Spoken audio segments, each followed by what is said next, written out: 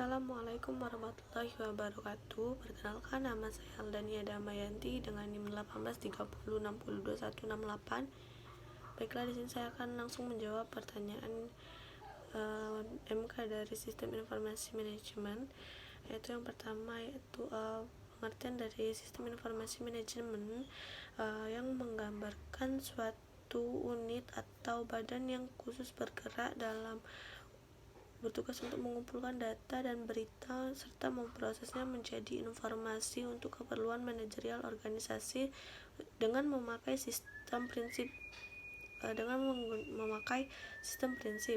Terus yang kedua yaitu evaluasi sistem yang berbasis komputer. Yang pertama ada EDP, Electronic Data Processing, sekitar pada abad 20-an, pemakaian komputer yang terbatas untuk aplikasi komputer. EDP ini juga merupakan suatu sistem yang paling dasar yang berada di perusahaan. Dan yang kedua itu fokus kepada SIM, Sistem Informasi Manajemen, yaitu tujuannya untuk menghasilkan informasi manajemen. Yang ketiga yaitu DSS, sistem penghasil informasi yang ditunjukkan pada suatu masalah tertentu yang harus dipecahkan oleh manajer itu sendiri. Dan yang keempat itu fokus pada OA atau untuk memudahkan komunikasi dan pemakaian produktivitas.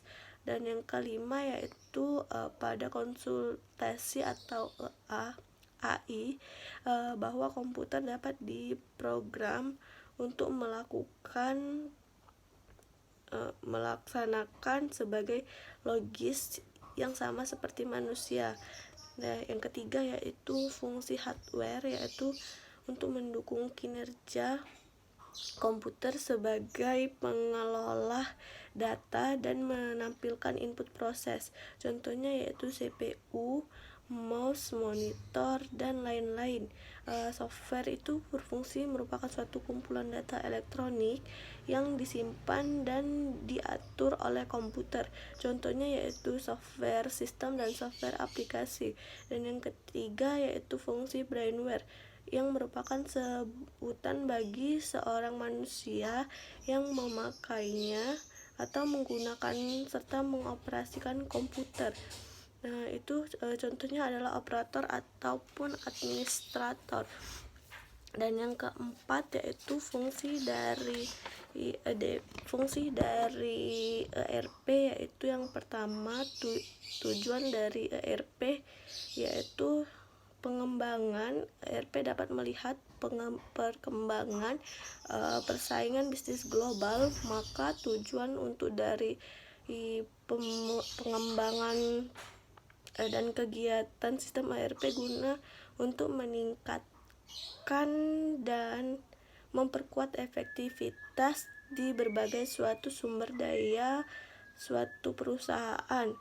Dan yang kelima, soal yang kelima itu adalah alat bantu perencanaan sistem. Yang pertama yaitu terdiri dari ASI, aliran sistem informasi, yaitu apabila terjadi permasalahan pada suatu sistem, maka ASI bisa mengetahui permasalahan apa yang terjadi di sistem tersebut.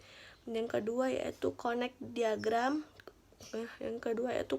diagram, yaitu merupakan suatu alat bantu yang digunakan dalam menganalisa sistem yang akan dikembangkan. Dan yang ketiga yaitu data flow diagram, untuk memudahkan pemakaian yang kurang menguasai di bidang komputer untuk mengerti sistem yang akan dikerjakan atau dikembangkannya.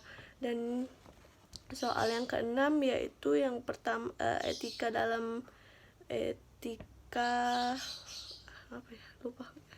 bisnis, yaitu yang pertama etikanya yang pertama harus itu privasi, mempertahankan informasi pribadi yang tidak bisa pengakses lain itu atau oleh orang lain tidak diberikan izin untuk melakukan aksesnya terlebih dahulu.